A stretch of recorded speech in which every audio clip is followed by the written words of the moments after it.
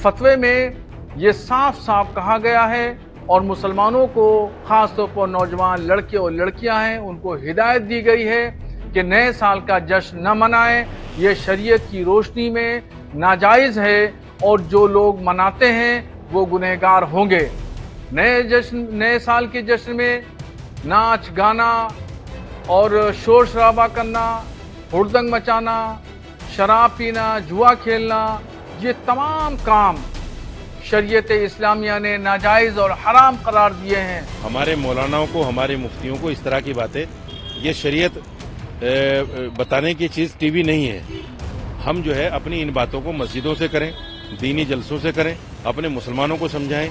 Media में आकर जो लोग इस तरह की बातें करते हैं वो यकीनी तौर पर मीडिया में बने रहने के लिए करते हैं। नए साल यानी अंग्रेजी नववर्ष 2025 का आगाज होने जा रहा है।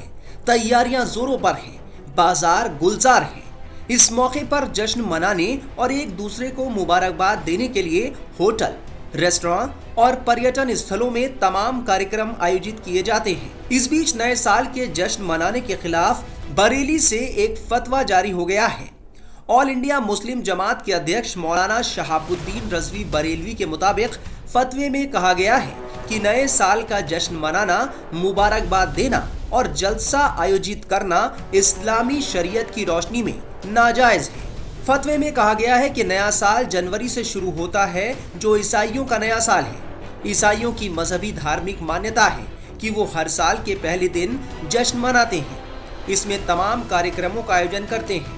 ये ईसाइयों का एक धार्मिक कार्यक्रम है, इसलिए मुसलमानों को नए साल का जश्न मनाना जायज नहीं है।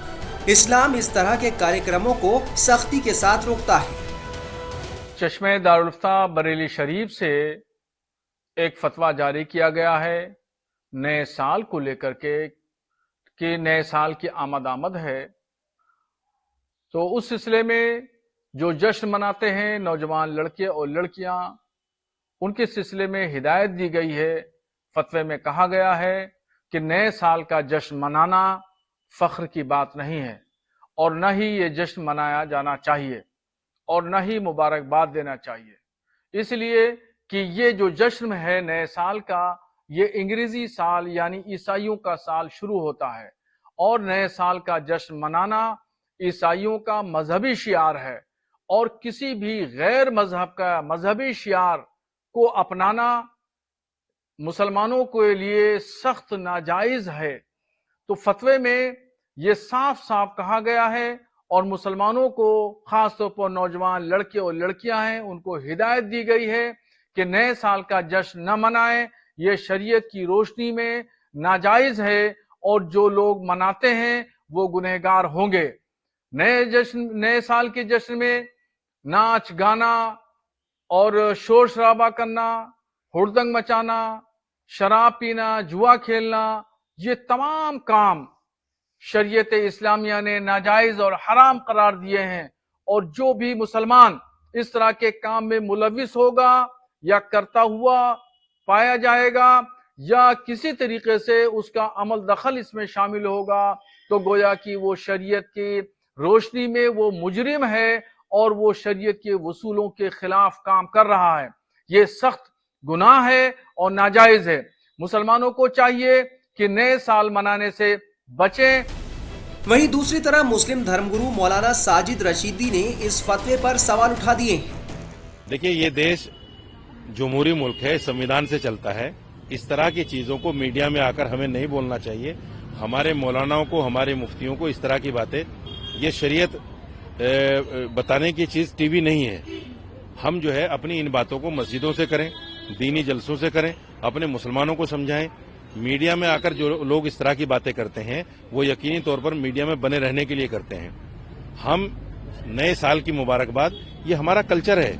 हम हिंदू, मुसलमान, सिख, ईसाई सब मिलकर रहते हैं। एक दूसरे को कह सकते हैं कि भाई आपकी जो परेशानी पिछले साल रही, मैं उम्मीद करता हूं, ऊपर वाले से प्रे करता हूं कि आपको ये परेशानी 2025 में ना आए जो 2024 में हुई है। तो ये चीजें हम कह सकते हैं मिलकर, हमारा ये कल्चर है।